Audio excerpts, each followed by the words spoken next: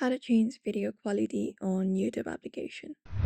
If you'd like to change the quality of video in YouTube, you may follow up these steps. So open up the YouTube application first and access it up. And once you access the YouTube app, you may basically head over and look out for your profile in the bottom right corner and open it up. Now from here, look out for the settings icon in the top right corner of your screen and tap on it. And once you access your settings, you may basically scroll through the options and look out for video and audio preference section, where you will be finding option called video quality preferences. So tap on it, and once you tap on it, we have the video quality available here for mobile network and Wi-Fi.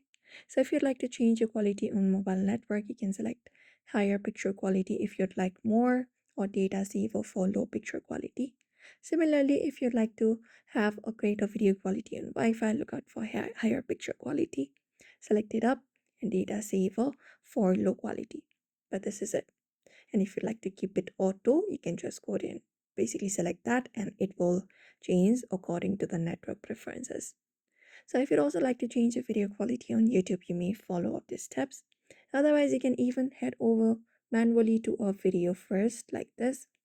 And once you are in the video, in the top, you should be finding a settings icon. Tap on it and look out for quality option.